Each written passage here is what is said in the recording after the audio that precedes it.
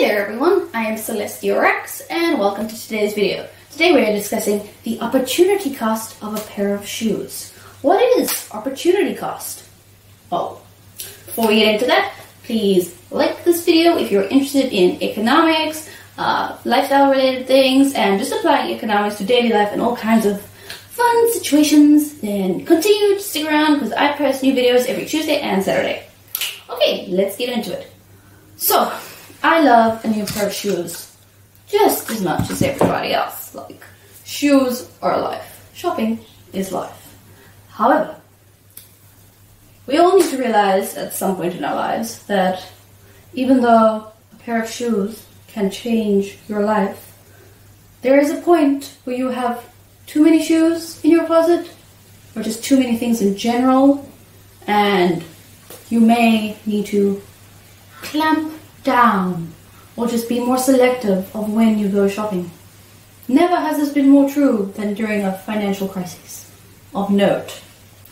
Okay, so what is opportunity cost? Opportunity cost, to sum it up, is basically the very best next thing that must be given up in order to acquire anything, such as shoes, investments, anything really. But you basically, the very best thing, the next opportunity, item, service, whatever else, that must be given up, or for rather foregone, in order to attain the thing that you're going to attain.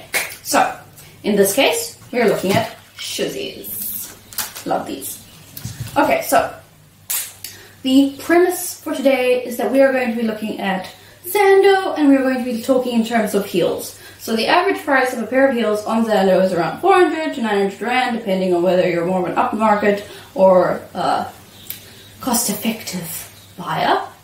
And yeah, let's get it. So we're going to assume that the pair of shoes you are looking at is 500 bucks for today's application. Okay, so the first thing we have to think about is all the things that we could have done instead with this imaginary amount of money that we are going to spend on a pair of shoes. So, first things first, you can buy 500 Rands worth of shares, and then those will pay out dividends to you if you choose dividend paying stocks, or just increase in value, and then eventually you could sell them for a higher price depending on when you, obviously it's a long-term investment, okay?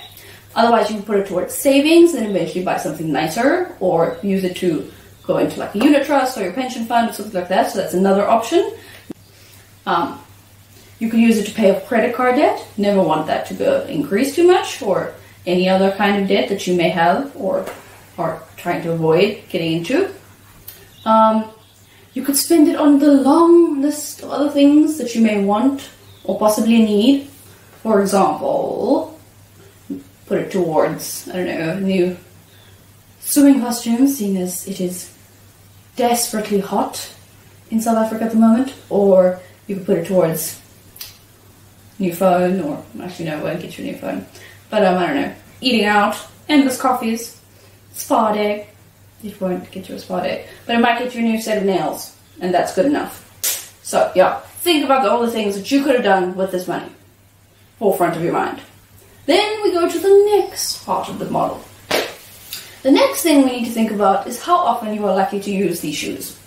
Now, first thing, you have to think about your lifestyle. So, some people wear heels every day, or if you're like me, then you wear heels 4 to 5 days out of the week. But let's say you're like part of most of the people I know where you wear heels maybe once a week, if at best.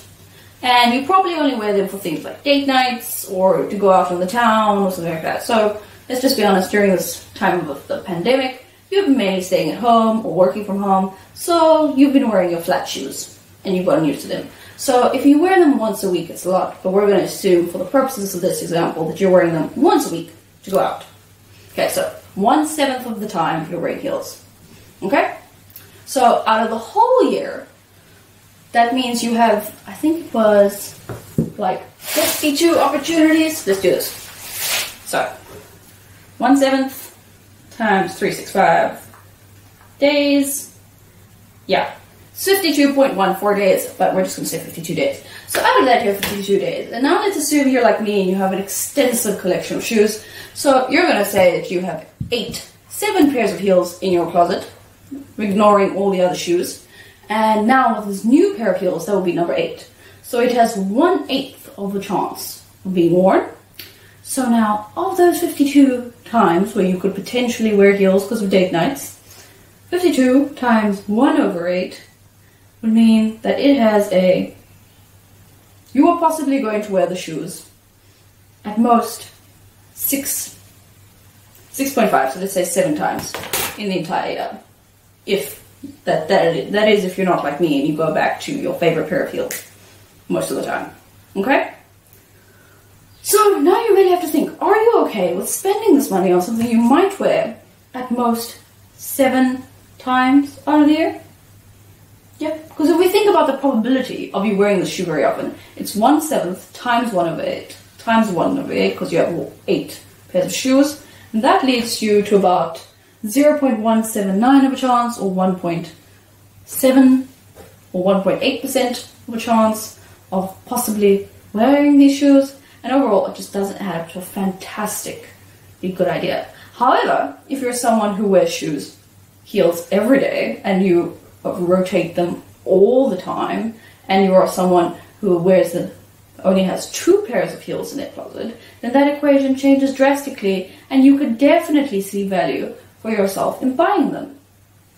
So what I'm trying to say is evaluating your purchases beforehand is an important thing. So before you go and click on, because I see Xander is having their 9th birthday sale, and I for one was very excited, before you go and click on it and be like, oh yes, 60% of shoes, dresses, headbands, and all that jazz, evaluate whether or not you would actually get the full value of this item. How much cost per wear would you really be using it for?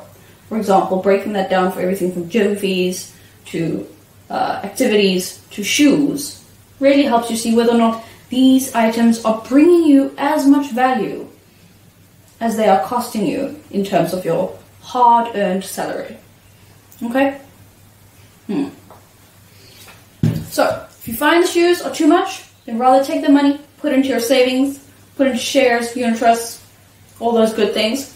Or alternatively, if it is good for you, then buy it and be happy because you know that you are making a good decision. Okay.